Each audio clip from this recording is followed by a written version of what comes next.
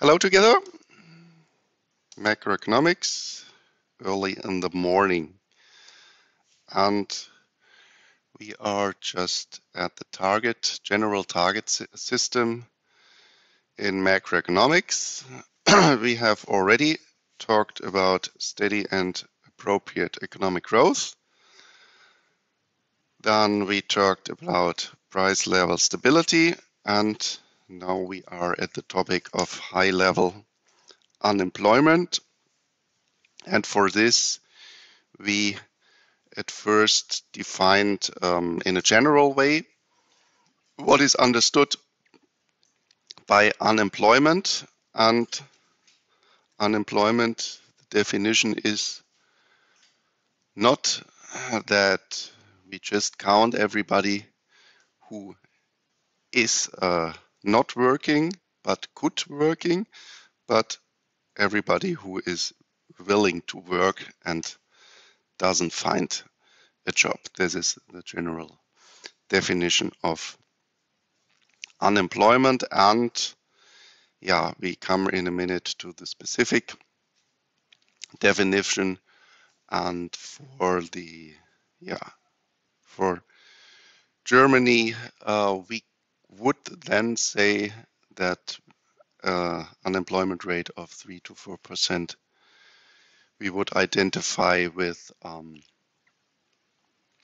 full employment. And well, the reason is we are living in a democracy, and in general there are living three people, and we have a quite tight social security system. So if you don't have a job, then still you can eat, still you will, if you want, get a flat and so on. And you will also get some money. And well, in this case, then it is your own choice if you then really work or not. And therefore, in general, roughly in Germany, we would say 1 million to 1.5 million people would be always, so to speak, unemployed. And yeah, if we look at the time series of unemployment for the last 30 years since reunification in Germany, that we see until the beginning of the millennium, we had a high rise in unemployment up to almost 5 million unemployed people. This was more or less then also the reason for the change in government. And then we have a quite specific pattern of the job market in Germany, because although we have since the financial crisis always some other crisis, European debt crisis, Corona, war in the Ukraine, energy crisis, and so on, still we have a quite good performing job market in Germany, but only at the end. No, here in yearly data you don't see it, so we just can have a step to monthly data that you see in the actual situation. It seems to be that there is a small rise in unemployment, but even this is not a rise we would expect in a situation like this, that the actual forecasts for economic growth in Germany is that we have a recession and that GDP in real terms will decline this year. Well, and one of the main reasons for this quite good performance of the German job market over the last 10 years is, of course, our demographic situation in Germany, that our society becomes older and older.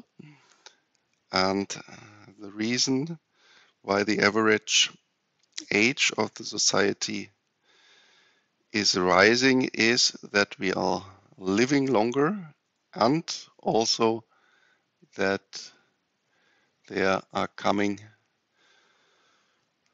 not that much younger people into the job market. So roughly you can say that every year we are losing 300,000 people in Germany. So to speak, you are in a quite good situation, but there is a very important but that you have to think that your qualifications will also be for the future job market. And this is really a huge problem right now, that we have many open posts in the job market, but we do not find the people with the qualifications. Although we are losing more or less 200,000 to 300,000 people every year. And yeah, I don't think that this problem can just be solved by migration. We really have to think about our educating system. Okay, but yeah, then we have the definite definition of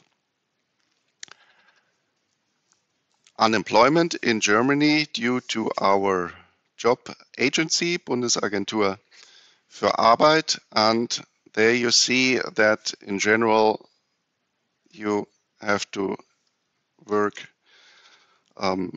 less than 15 hours, and of course you have also to be available for the job market, and you have to be registered. And in a minute we will see also a time series that there is a large number of so-called hidden unemployment. Well, if we then want to compare job markets internationally, then we have to admit that, of course, in France and Great Britain, in the United States, they have other definitions, or there are other reasons when you can register officially as unemployed. And for this, we have also a general definition by the so-called International Labor. Where is the Zoom meeting? There. And now should be possible to move this. Why not? Oh, so. And this definition is similar to our official definition, but we have slight differences. And for this, maybe in the media, you will find different unemployment rates. For Germany in general, the so-called ILO unemployment rate for Germany is a little bit lower than the official unemployment, so that you are not puzzled if you see then different definitions. And yeah, we cannot say that one is better than the other. You have always to ask yourself which question you are asking, and yeah, if you ask what are the costs of unemployment in Germany, then of course, since we are paying for the officially unemployed people, this would be then the better rate to look at. But of course, if you are comparing internationally, then you should be sure that you are counting in the same way the unemployed people.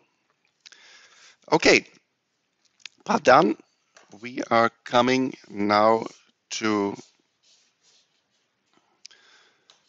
the so-called different kinds of unemployment, and these are called short-term, seasonal, and frictional unemployment, cyclical unemployment, and structural unemployment. And if we look here at the development in the job market on a monthly basis, then we see here within a year always the same pattern, that there is at first, or there is a rise, then the unemployment rate is falling and rising a second time again within a year. Can you think about what is the reason for this time pattern?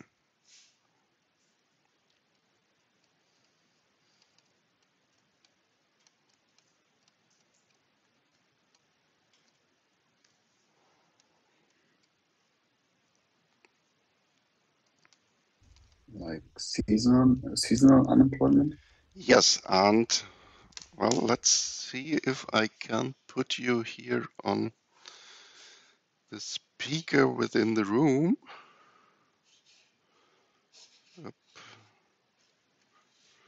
Where is my mouse? There. Oh, this is here. There.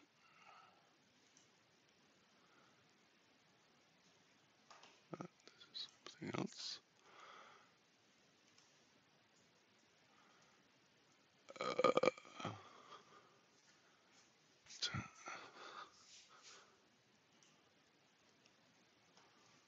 And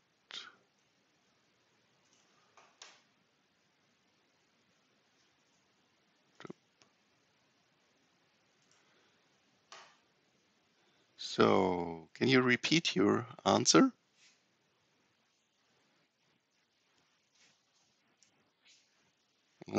Sorry, you are still only at my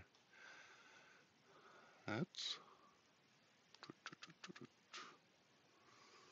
Oh, I think within the Zoom meeting I have also to change this. And again? I thought that it might be because of seasonal unemployment, like Yeah.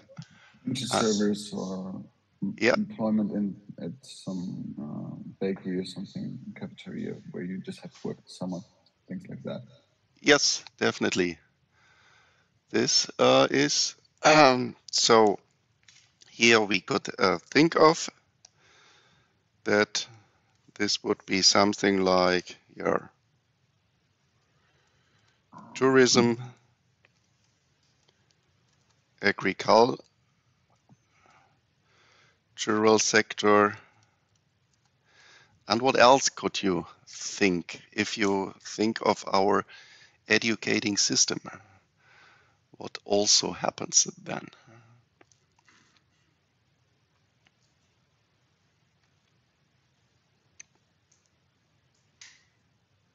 Like if you think of the HR's department within companies, what they are doing when they are hiring people.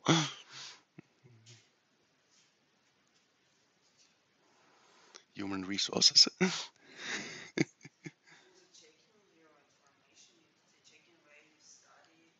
Yes, yeah, yeah, and what that this means when you are studying, then what happens, or when you are going to school, when when you are when you are finalizing your studies, or in general, or when you are ending your school time, in general.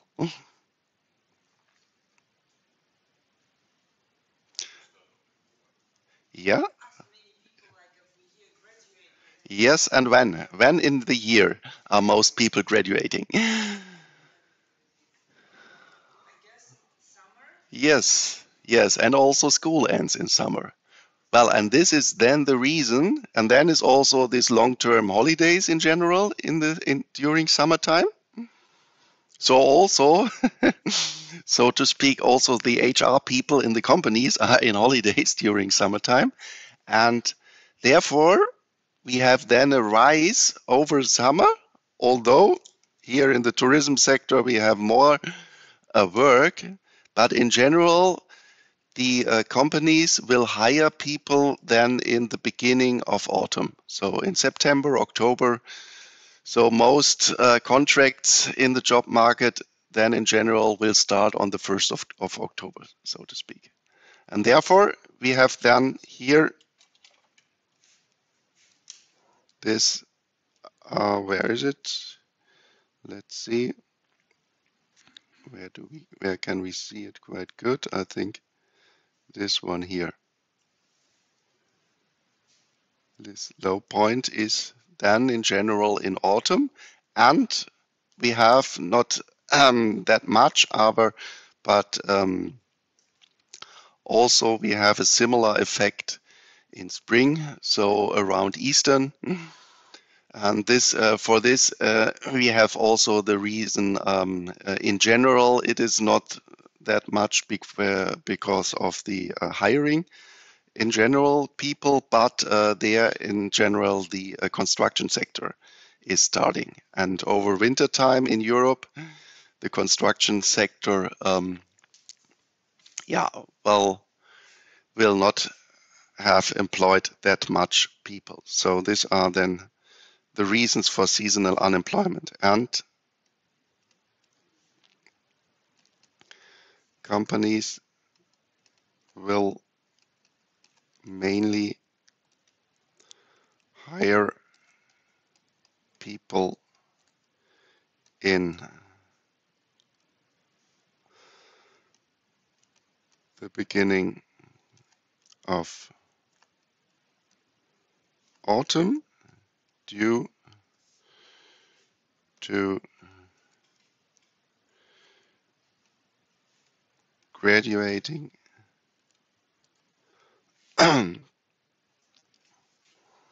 due to the general graduating of young people in summer. And the last one, and the construction sector will lay off people in the beginning of winter and restarts to hire people in the beginning of spring. And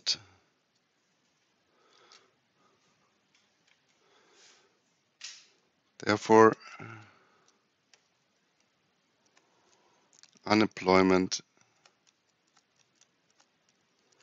will always fall in the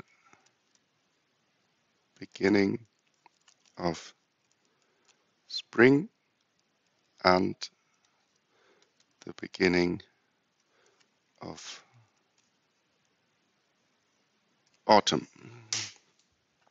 Okay, then we have another one called frictional unemployment.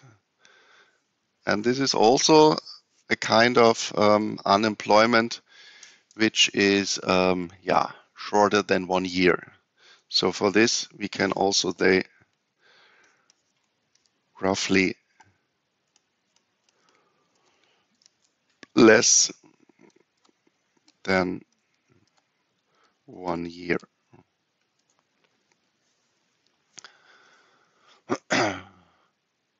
What can be meant by frictional unemployment?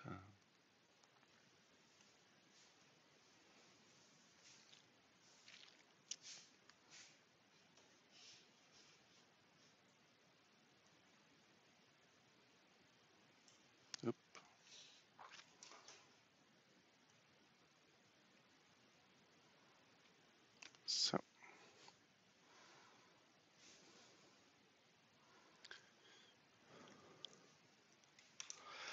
well, frictional unemployment.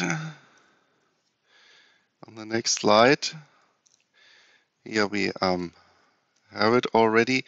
There we can say this is a general incompleteness of the job market. And I already told you in the beginning of the lecture today that, sometimes the companies are looking for somebody to work at the company, but they don't find him or her. And the reason is not that these people are not there, but that they are just not matching the people who are looking for a job and the companies who wants to hire. So maybe you can think in Munich, there is your favorite job, but you don't know the company there, and the company doesn't know that you have the qualifications they need. And this friction sometimes takes some time and in this matching process. And because of this mismatch, we can then say, well, sometimes then you are unemployed for 1, 2, 3, or 4 months. And also, this is quite a specific reason in Germany. We don't want really to move very easily in Germany. So in the United States, for example, there it is not that problem. Just to change the city when you have a new job. And in Germany, you are a little bit more in your mood that you want to stay in the region where you are living. And this is also a reason for unemployment in Germany. So, but of course, this is then a kind of the seasonal unemployment is somehow a kind of unemployment, which we cannot change because the weather is like the weather is. And also, in general, we are ready with our education in summer. So this is, in general, a type of unemployment which we cannot change. But this mismatch here, this incomplete information, there, of course, we can think of routines that this job seeking process becomes better and better and better. And of course, the invention of the internet and job portals, employment web pages, and so on, they are an instrument to lower this kind of unemployment. So this unemployment can in general be lowered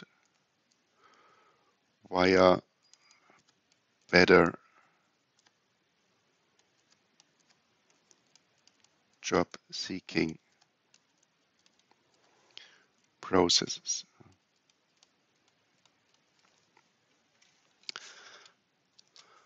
Well, then we have the so-called cyclical unemployment. We will come on Thursday then to the topic where we are talking in general about the business cycle. Here we would say roughly from 1 to 3 years. and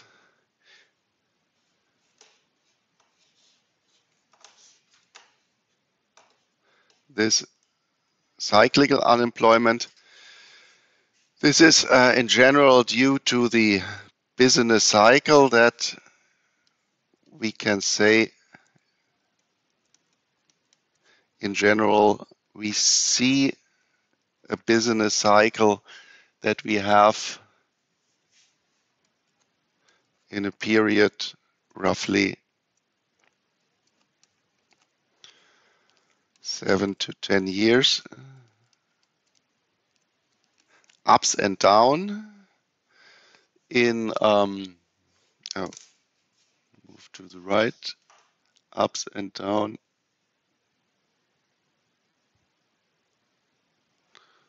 This again changed, sorry.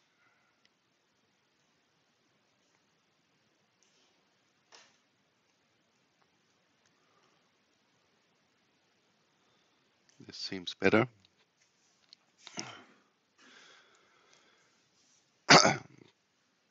Ups and down in the economy, so that in general we have here a boom and here a recession,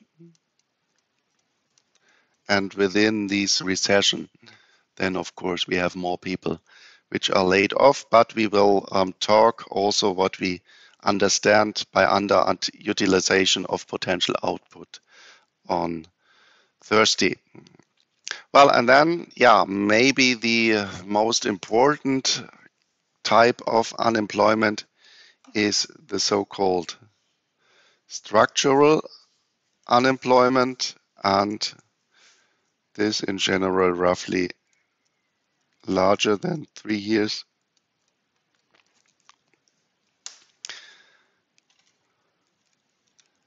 And then, of course, I talked already about this, is when the qualification of the people in the job market, yeah, have this mismatch for to the companies, for the qualification the companies are looking at. Well, and yeah, if we take our transformation right now in the in our economy or in the world in general, then we have, yeah, within the energy sector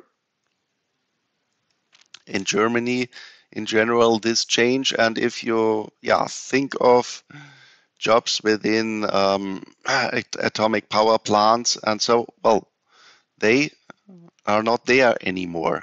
And such a power plant is, especially for a region, of course, one of the largest job offerers. So if you are closing down then these power plants, then of course the regions there have a problem. Or if we directly look at Wilhelmshaven, then we have already closed down one of our coal-fired power plants, and we have another one which will be closed down in the next 5 years, I think. And this means also a huge structural change within our region. And for this, also the region obtains 150 million euros in order to change the region, because we were a very long time a region with two power plants. And well, maybe you have heard of this, that maybe we want to change in the region which is then supplying H2 for Germany. We will see if we are then the hydrogen region, if this works or not. But this is, of course, for the region a huge problem. And then, of course, in general, we have the technological change. And here, of course, we have to talk about digitalization, that this really transforms the job market in general. And yeah, I will want highly recommend for you that you really try to use all these possibilities which digitalization offers for you. And this means artificial intelligence. Use it, using, please use software, tools, and so on, because these are the qualifications you will need in the future, definitely. And yeah, about the problem when you have this regional discrepancy in job demand and supply, I already talked about it. And if we go, in some regions in Germany, then you find there that they have really a huge demographic problem, that we have regions where almost all young people are leaving the regions in Germany. So there are, I think, in Hessia, to the border of Thuringia, there is one little city with about, I think, 30 or 40,000 people, and the average age in the city is almost 60.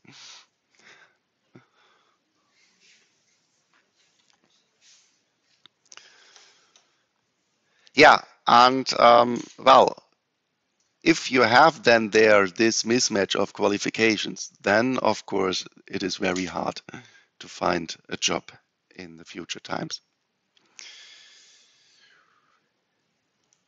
Yeah, and then I already talked about it, so-called hidden unemployment, people which we are not counting. And this is, of course, also people which are changing their qualifications. Then you are not anymore counted in the official data. Then we have this problem in early retirement. Well, I talked about it.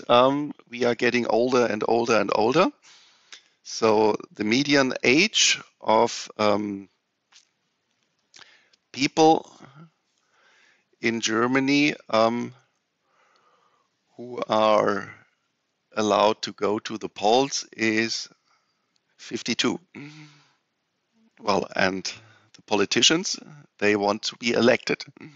So what do? They care about the old people. And well, in Germany, the next general polls are in 2 years. But I always say to you, to the young people, go to the polls because you are less than the old ones. And if you want that we are doing in our countries that what you want, then you have to go to the polls, and you also have to go over average to the polls.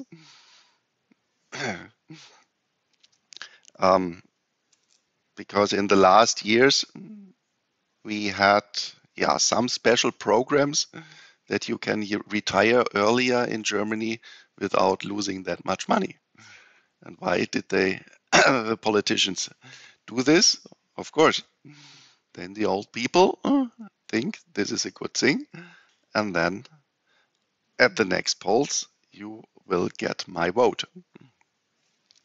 Then in a minute I show you there the time series is so-called short time work, and sometimes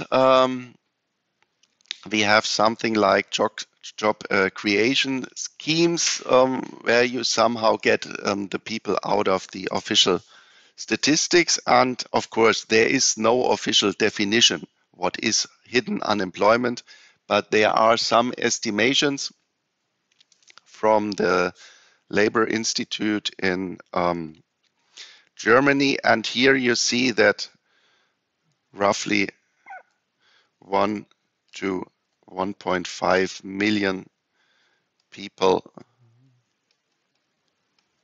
are so-called hiddenly unemployed. And but there is no definite or official statistics definition of this, and another institute will count them in another way. But I think you can roughly think about 1 million people in Germany. Well, then, if we look again at this time pattern here, then we have 2 times a little rise in unemployment, but you almost don't see it, and this is financial crisis, and this is Corona. Well, and especially if you remember Corona times, then during these times we even weren't allowed to work sometimes. And that we don't see this in the official data, this is due to our instrument of short-term work. And if you see now the numbers of short-term work, then you see here, this was in the financial crisis. This seems right now not that much, but if you look at the peak, we have 1.5 million people in short-term work. And this was the time when I was in the staff of the Council of Economic Advisors in 2008, 2009. And if we saw there 1.5 million in short-term work, there this was the absolute highest peak ever. If you think here of the vertical axis and you take out Corona, then this is of course a very huge peak. So we couldn't think that there will be another time where we have that much people in short-term work. But again, Corona appeared, and here you see even 6 million people in short-term work. So this is realized short-term work, and this is companies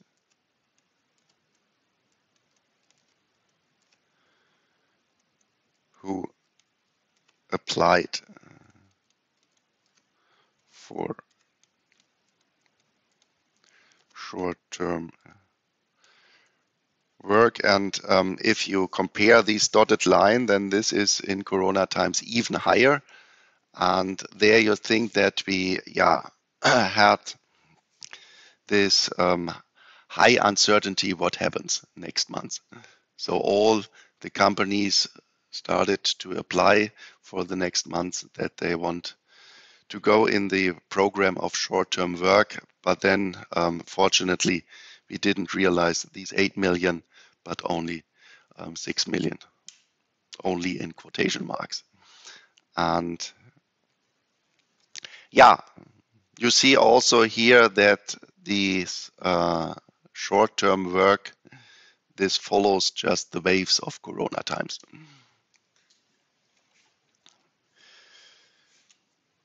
Yeah, and then we come to the last one, the so-called external balance. And yeah, this is maybe the most problematic target in Germany because, what should be understood by external balance? Should we balance out exports, imports? And there we have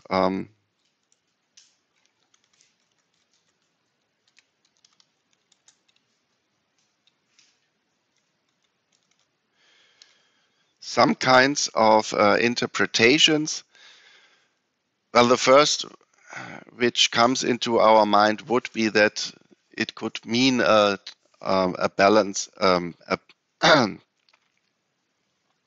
balanced trade balance. But if you remember when we were talking about the components of GDP, then you know that we are exporting much more goods and services than we are importing. And for this, we have to understand this target in a historical way, because if we go back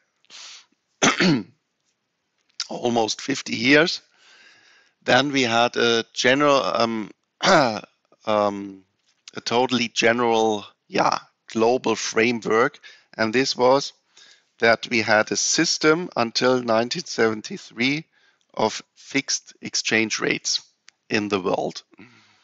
So in the aftermath of World War II, this was then there met the people in a small city outside of Washington, D.C. called Bretton Woods. And there it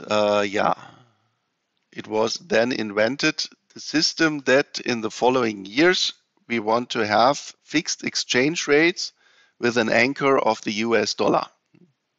And this meant there was fixed what will you get for 1 German mark, how much German marks you have to pay for $1. Also, how much British pounds you have to pay for $1.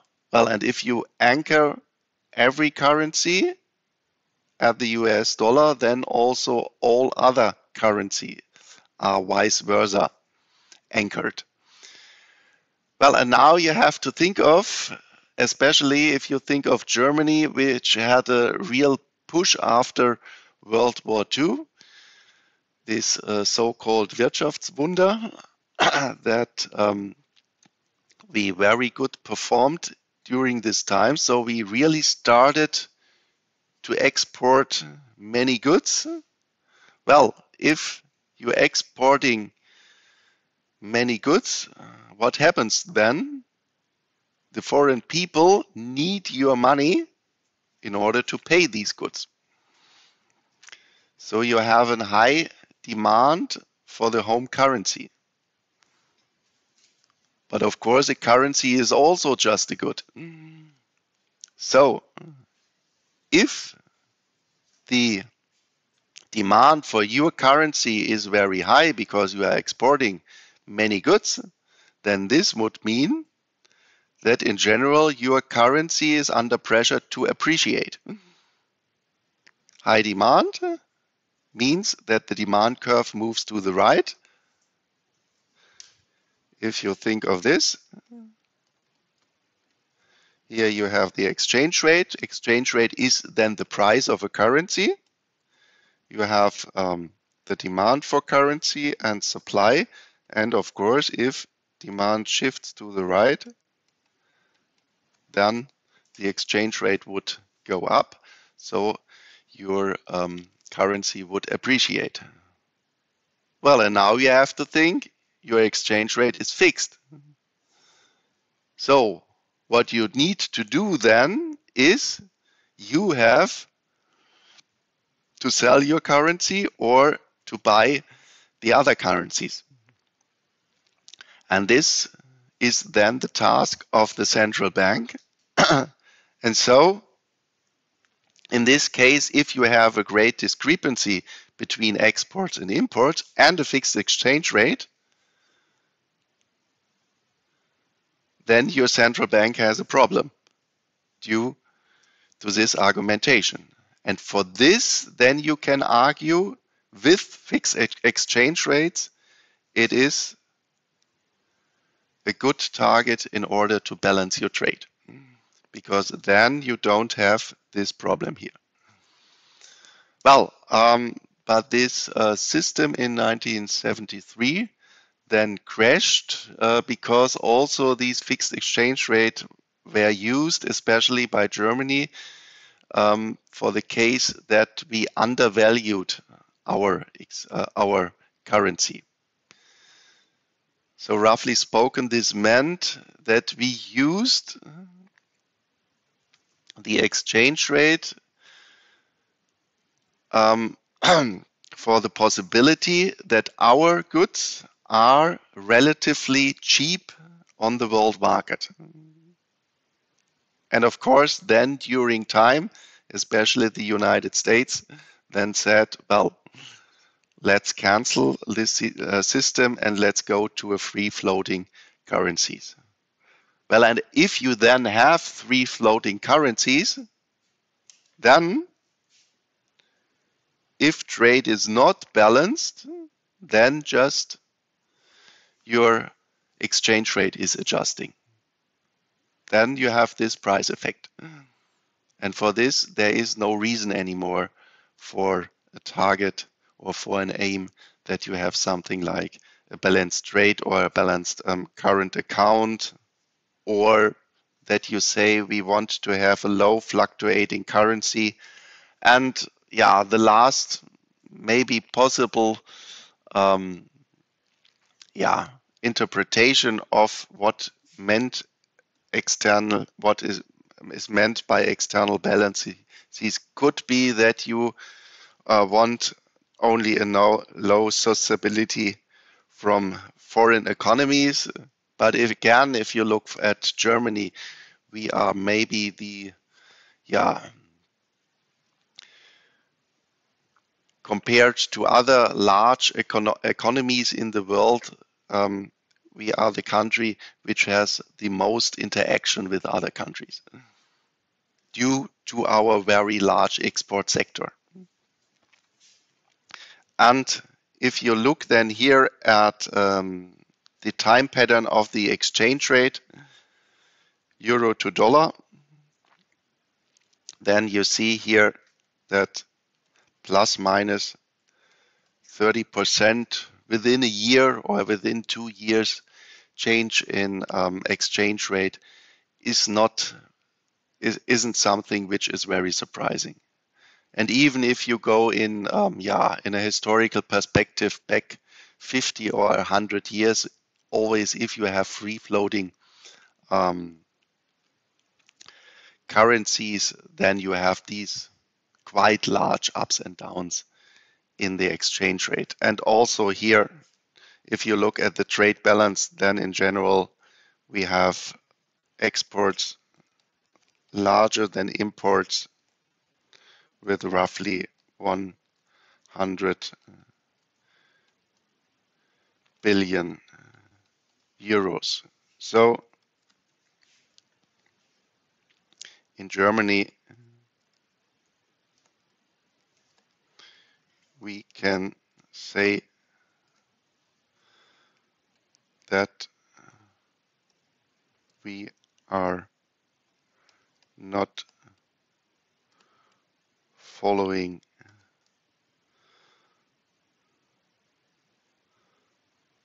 an aim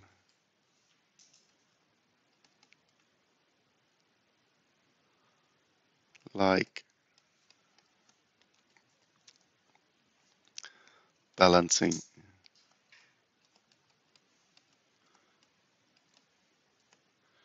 trade or low fluctuating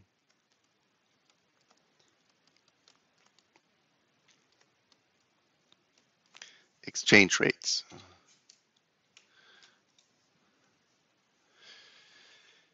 Yeah, and then we are finished with the so-called magic square, or I even want just to describe also the balance of payments that we understand what is meant by this. Well, you can more or less think of, we have already talked about the national account system describing GDP. And for this, we have also an accounting system with for our transaction with foreign countries, and all this is then written down in the balance of payments. But there you have to be a little bit careful because if you think of your balance sheet within a company, then what do you find within the balance sheet in your company? Then you know this company owns at 31 of December six cars uh, 10 computers, and so on. But if you look at the balance sheet of a country, then we are counting flows and not stocks. So what you find there is how much we have exported within a year. We call it the same, the balance sheet, but these are different types because in a company within the balance sheet you find stocks, and in a balance sheet of a country you find flows. Well, then of course, there you find the balance of goods, you find the balance of services, then think of the difference by counting GDP and GNP, the gross national product. We have the people living here, working apart, and therefore we also find there in the current account the primary income. So we can have an income because we are working in the foreign country, and of course we can have a foreign income by buying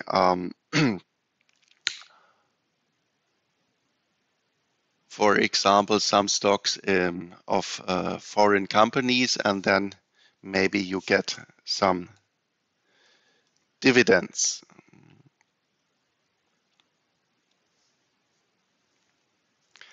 And also, this is especially for mid-Europe countries and especially for Germany, a quite large point. And this is that we have transfers.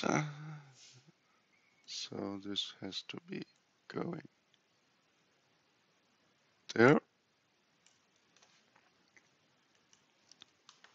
So that people are working here and they transfer a large amount of money which they are earning here in their home to their home countries where their families are living.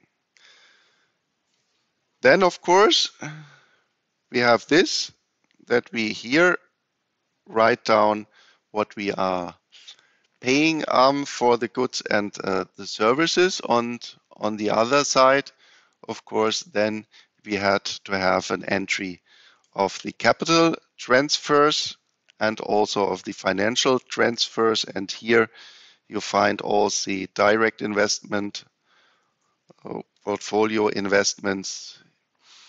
If you are buying financial derivatives, this is also these worldwide insurance sector with which we have reserve investments.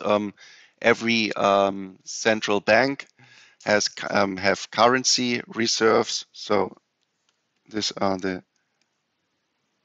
currency reserves of central banks.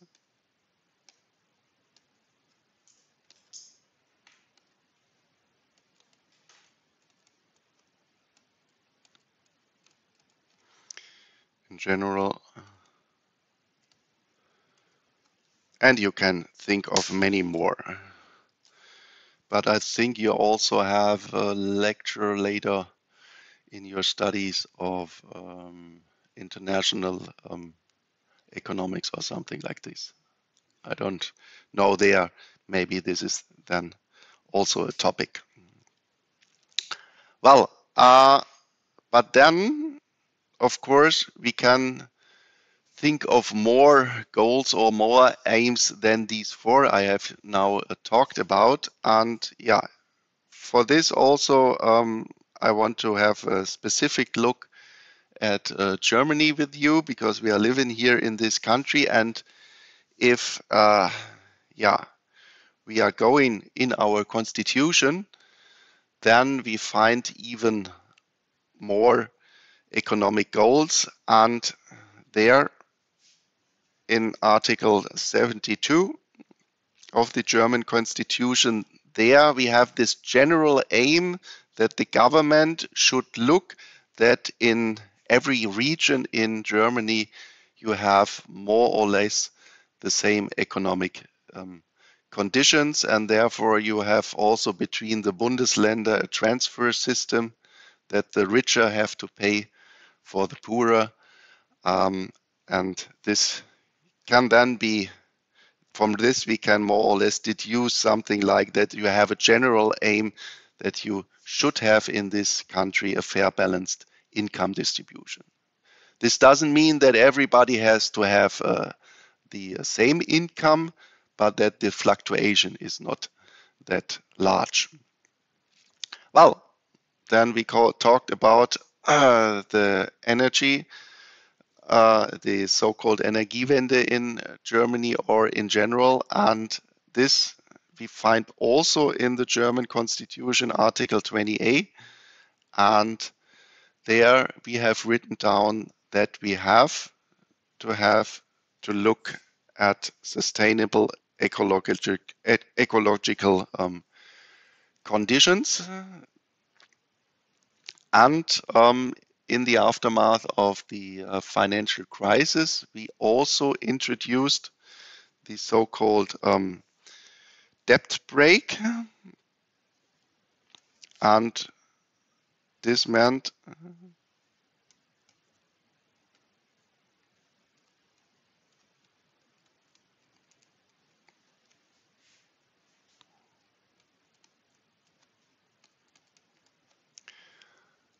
and this means that, yeah, in general, in Germany, we are only allowed to do our investments with our tax incomes. Well, in the times like this we have right now, the politicians find some ways to get out of this debt brake, and there we invented some special funds, and one is the military fund, and the other one is the climate fund. And within these funds, there are around 100 to 200 billion euros. Well, you don't find these numbers in the statistics, but you have to repay it in the future.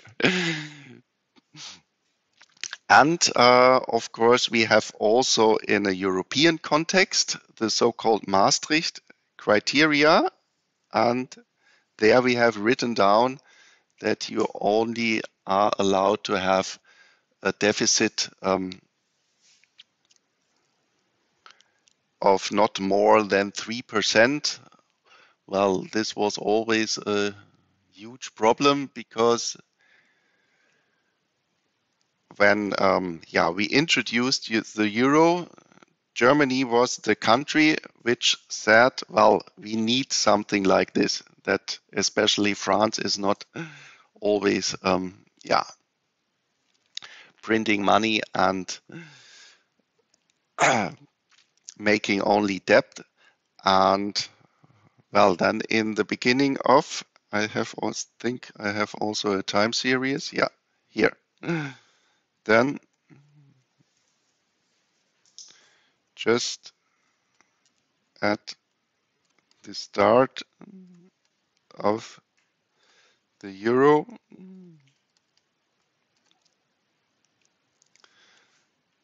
Germany failed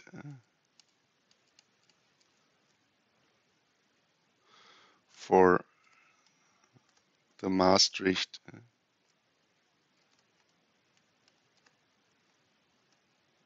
criteria of a deficit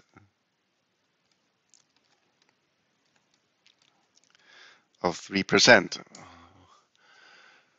Well, the mechanism then was that you get punished when you are not meeting these criteria.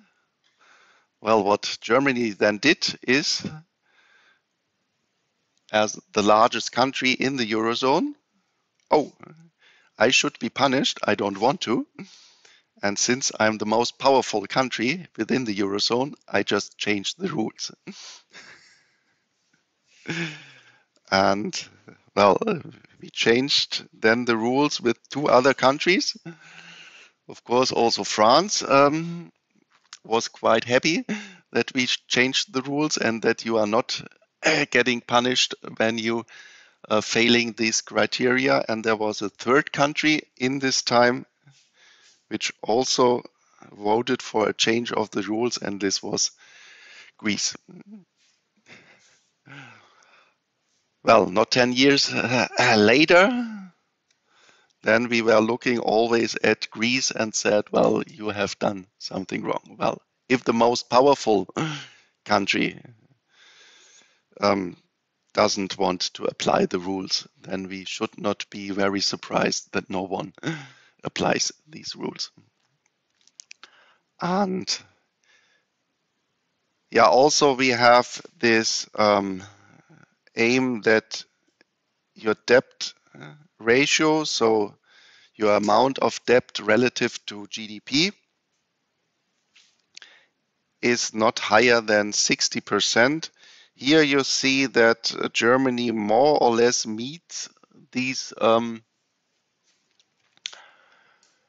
aim, but well, this is also a rule which has never been applied. If you look, for example, for Italy, they have a debt ratio of around 140%. I think in the Eurozone, roughly the average is right now about 90%. Yeah, so in general, yeah, you can think also about more and other general economic goals, but these maybe the 7 main goals which we can also identify in our legal system in Germany and in Europe. So then we can also summarize this system of economic goals.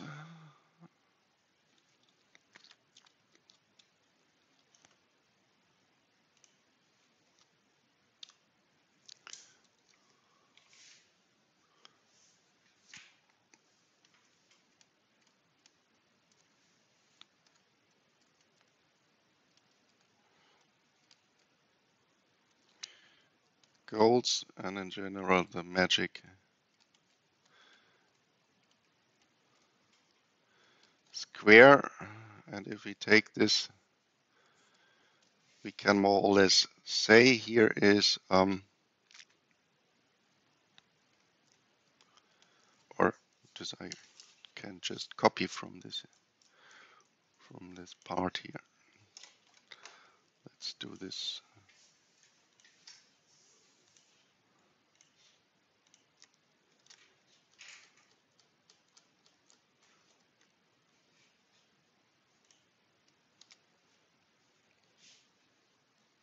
Oops.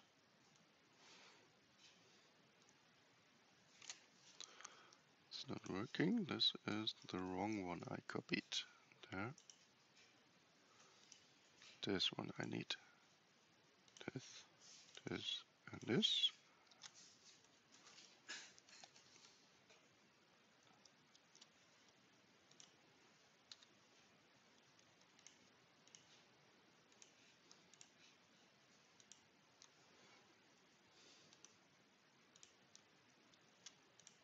Yeah.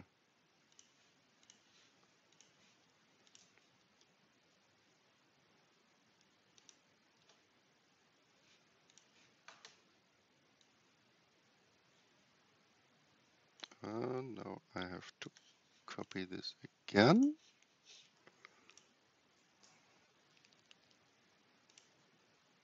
And now I can reduce the size. Yeah, if we summarize this, then our first goal, steady and appropriate economic growth. There we can say this is measured by the real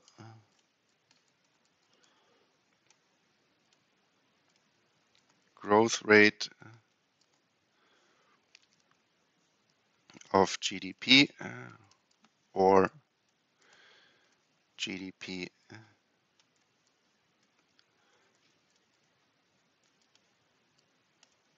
per capita, and you can say that for a developed country you roughly have the aim somehow between 1 to 3% growth rate within a year per annum, and not highly fluctuating. Well, price level stability, there we have in the European context this definite um, goal for the Eurozone. So here inflation rate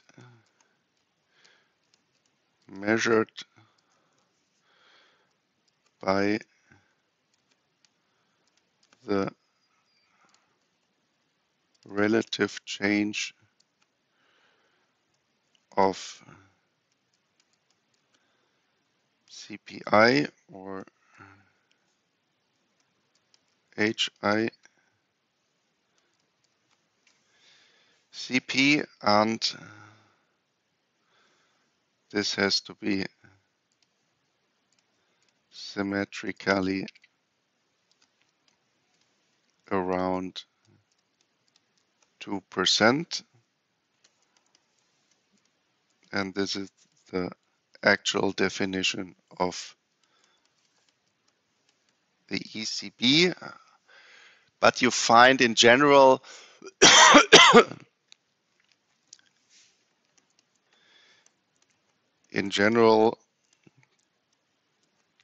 for developed countries you find a goal within the statutes of central banks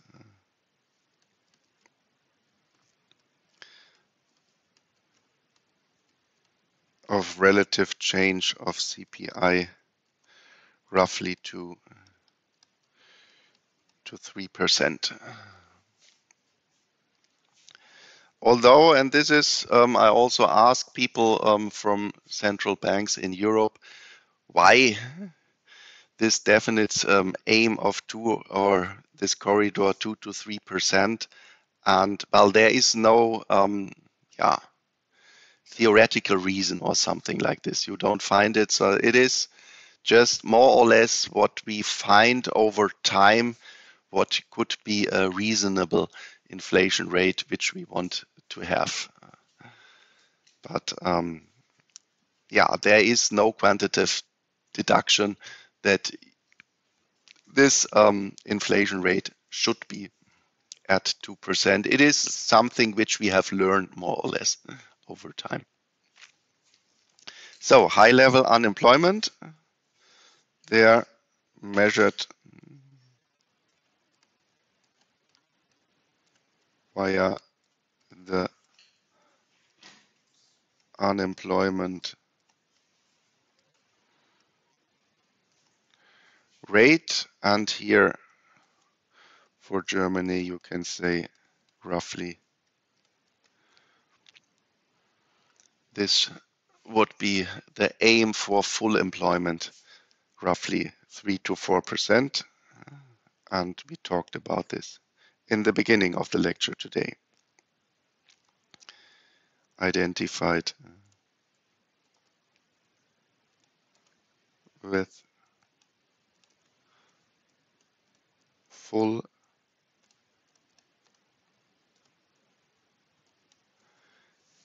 employment. So external balance, mainly understood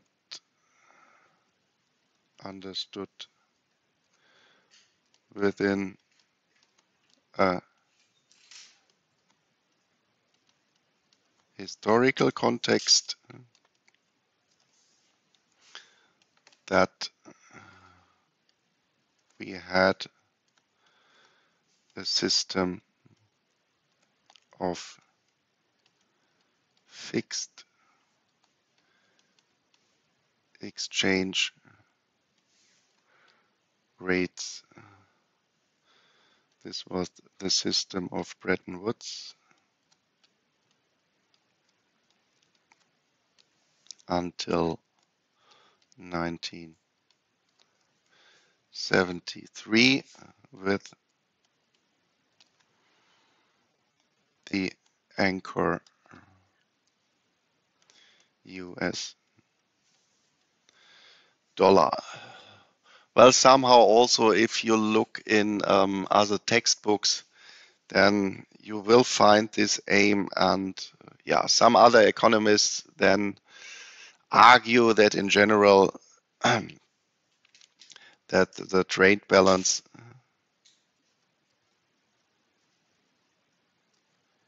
possible goals or current account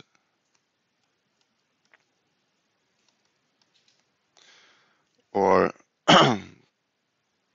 low volatility in exchange rates.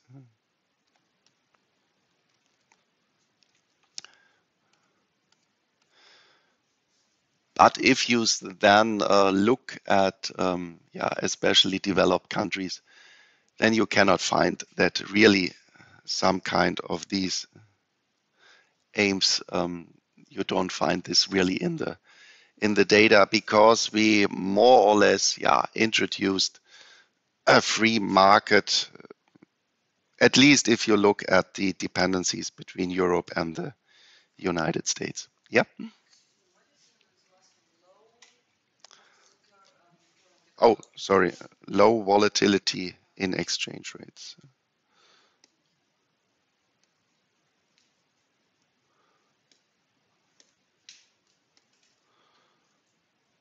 Low volatility in exchange rates. But, oops, let's write it down here. But for